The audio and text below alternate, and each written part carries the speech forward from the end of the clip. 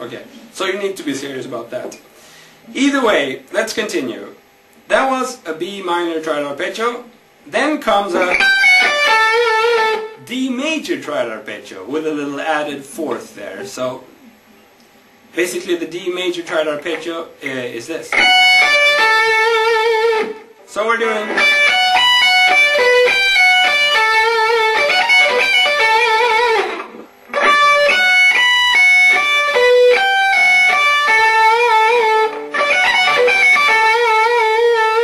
so the second part is this. We're starting with a pick on the 15th fret E string and we're doing a pull off to the 14th fret. And then we're just doing some, again, if you want some economy picking. So, I guess it makes 3 upstrokes in a row. And then we're just ending this thing with a little scalar run. I guess you could say it's a D major scale playing, like this.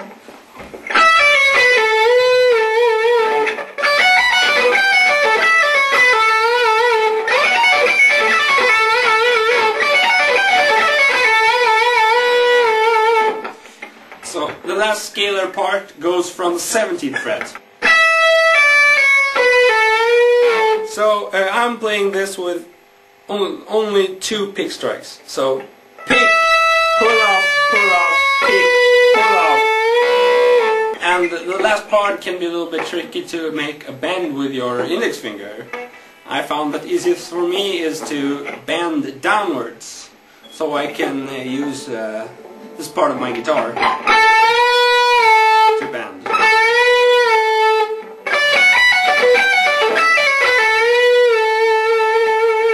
Now, how can we use this to make some interesting stuff of our own? So hopefully I will manage to explain this. What I did before I knew anything about theory, I had just learned a couple of scales and I really didn't know anything about them. But what I did was to pick some kind of lick that I had found somewhere and just try to match it into my scale that I knew. So for instance, this thing happens to be in, well, it could be in both E minor and B minor, but let's say it's in B minor, that stuff. And I just try to transpose it to a key that we know for sure, E minor. And then I'll just play it anywhere in the scale, not caring about some exact transposing or whatever. We just try to get some inspiration of the lick. So we could come up with something like this. So if you don't see how this fits into the E minor scale, then once again have a look at the provided scale chart. So we're starting from the 14th fret on the D string, and we're doing. We have some similarities with this, don't we?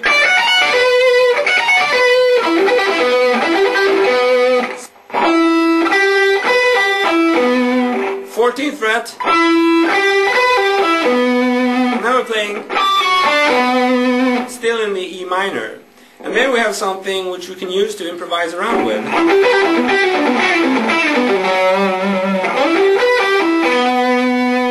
And then back to the G string on the 12th fret, we're doing a slide. And then yet a slide from the G string from the 11th to the 9th fret. And another slide from the 9th fret to the 7th fret.